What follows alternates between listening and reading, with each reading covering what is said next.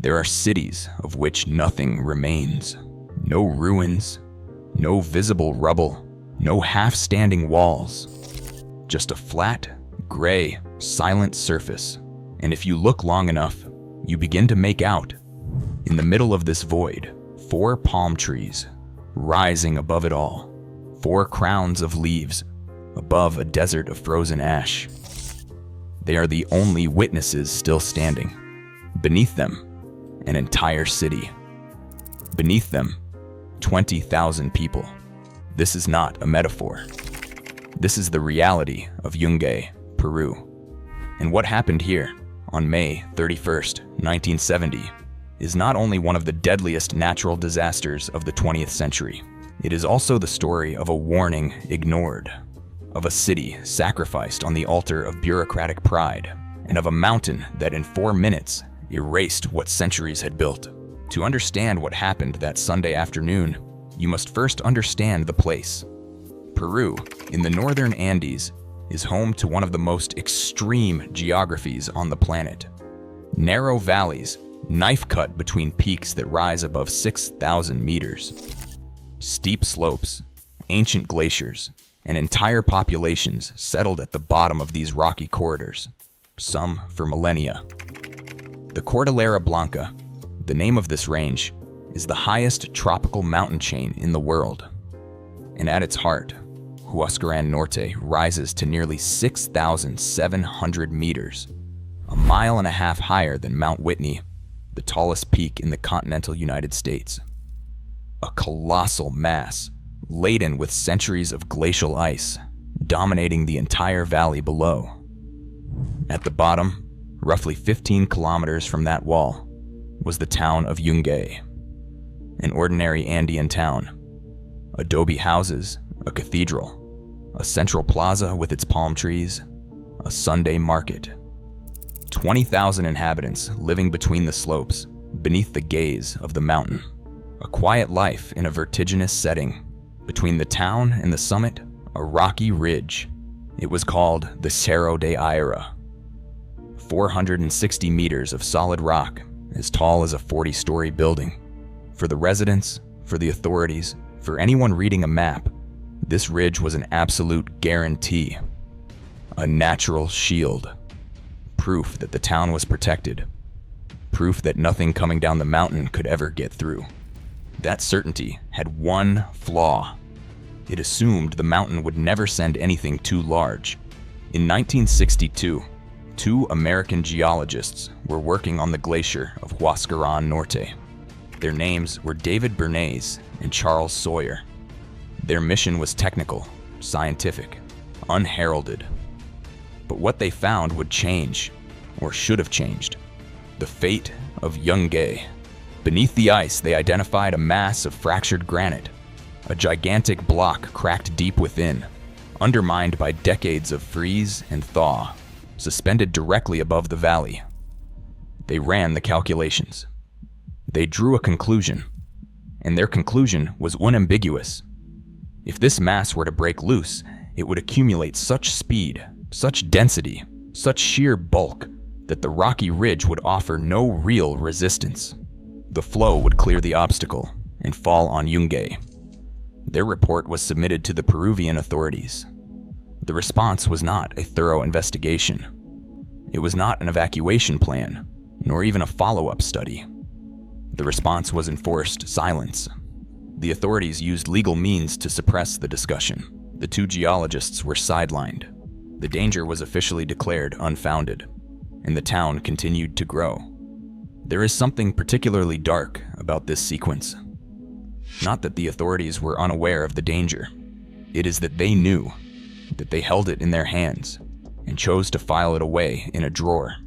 The catastrophe of Yungay is not a pure natural disaster. It is an institutional catastrophe, dressed up as a natural one. And the 20,000 dead of 1970 did not die only because of a mountain. They died also because of a signature, a rubber stamp, a decision made in an office by someone who was not there to look the mountain in the face. 8 years passed. The fractured mass waited beneath the ice, and Yungay waited beneath the summit. Sunday, May 31st, 1970, 3:23 in the afternoon. A quiet moment. The morning market is winding down. Families are heading home. Some are getting ready for the circus scheduled at 3:30. Children are making their way toward the municipal stadium at the eastern edge of town. The afternoon sun lights up the adobe rooftops and the 4 palm trees in the central plaza. At that precise moment, 80 kilometers off the Peruvian coast, at a depth of roughly 40 kilometers below the seafloor, 2 tectonic plates let go. What followed was the most powerful seismic shock ever recorded in Peruvian history, a magnitude 7.9. 45 seconds of shaking, at a time when a destructive earthquake typically lasts 15 seconds. This one lasted 3 times as long, and during those 45 seconds, the adobe walls did not crack. They exploded. The clay tile roofs collapsed straight down. The dust rose so fast it blotted out the afternoon sun.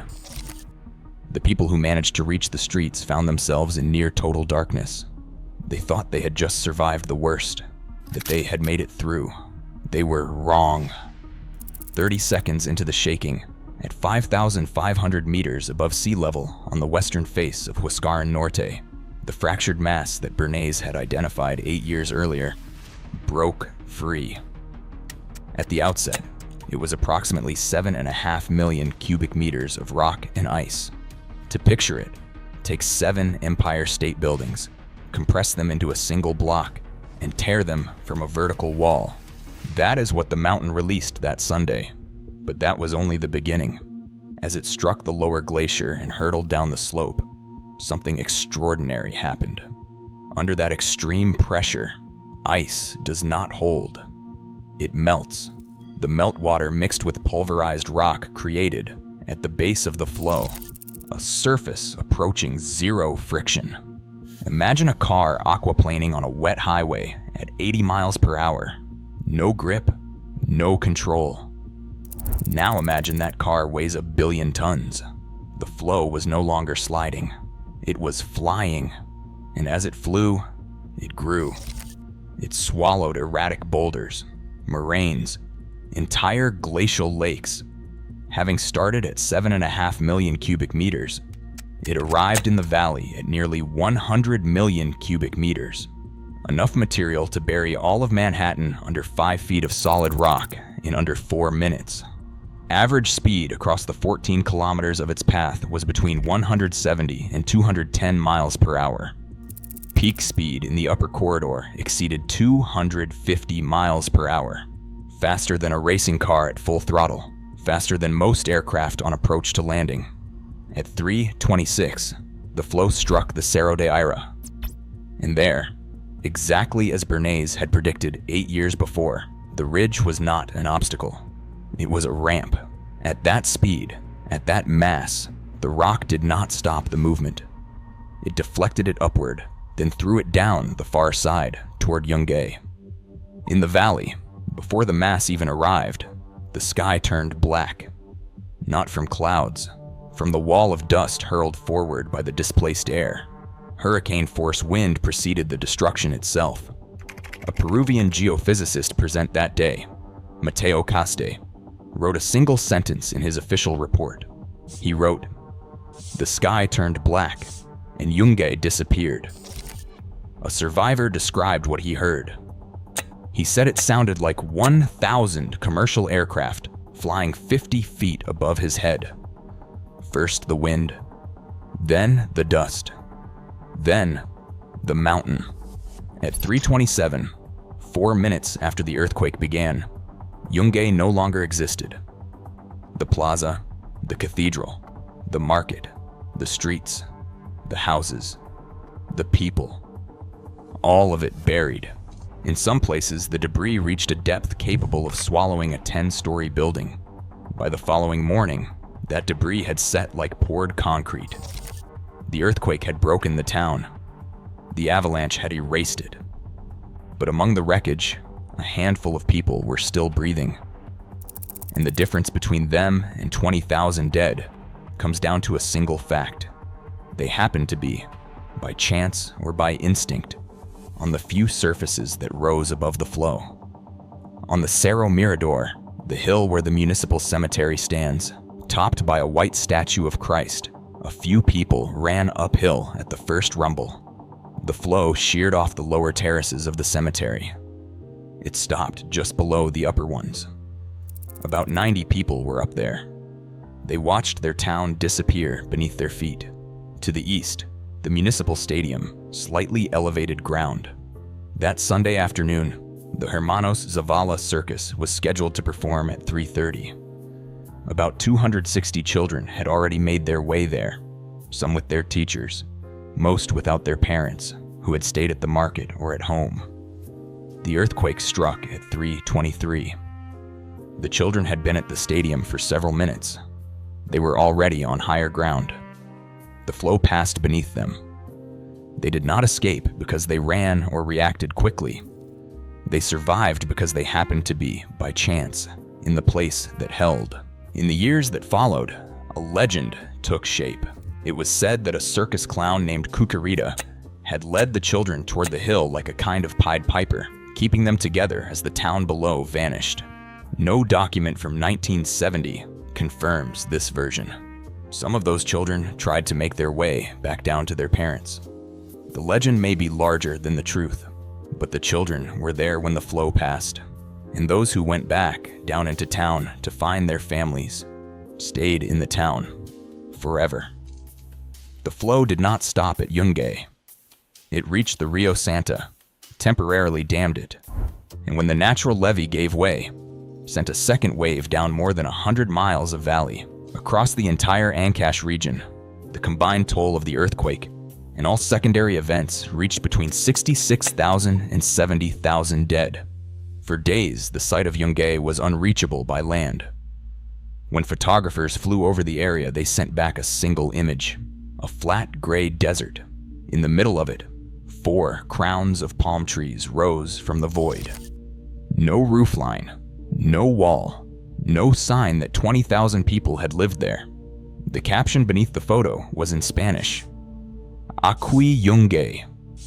Here was Yungay. The catastrophe did not stop at the bodies. The debris that had buried the people had also buried the records, civil registries, birth certificates, identity papers. All of it under the rock. Survivors who walked out of the wreckage found themselves legally non-existent. Some spent years in court, proving they had once existed. The mountain killed the town in 4 minutes. The paperwork took years to finish the job. In October 1977, the Peruvian government declared the 99.5 hectares of Old Yungay a protected burial zone. Entry forbidden. Construction forbidden. Permanent excavation forbidden. The law did not create the cemetery. Physics had done that in 1970, but it was the same institutional authority that had signed in October 1962 the official guarantee of Yungay's safety. That same authority signed in October 1977 the paper sealing its collective grave. 15 years. The same style of signature. 20,000 people buried in between. One thing remains to be said, and it is difficult to say without falling into the obvious. One could conclude by noting that science could have saved Yungay. That is true. One could conclude by noting that institutional pride killed this town. That is also true, but that would mean forgetting something essential. Bernays and Sawyer were right about everything. Right about the fractured mass. Right about the speed. Right about the ridge. Right about the outcome. And they were silenced. What Yungay reveals is not simply the destructive power of geology. It is the way societies handle warnings that inconvenience them. The way power, confronted with an uncomfortable truth, sometimes chooses to punish those who speak it, rather than face what it implies. The way a decision made in an office, hundreds of miles from a mountain, can weigh more than a glacier. New Yungay was rebuilt a few kilometers from the old one. Life resumed. People came back, or rather, other people came. A town still bears that name in the valley. But beneath the 4 palm trees, the old town waits. The Plaza de Armas has not moved. The foundations of the cathedral are there, somewhere under the hardened rock. The names of the dead are not carved on any monument because no one is allowed in to place one. The memorial is the ground itself. The silence is the tomb. The Cristo Blanco still stands above the cemetery terraces, where a handful of men, women, and children watched their world vanish. The glacier above continues to melt, as all the glaciers of the Cordillera Blanca are melting, a little faster with each passing decade. And the mountain has forgotten nothing.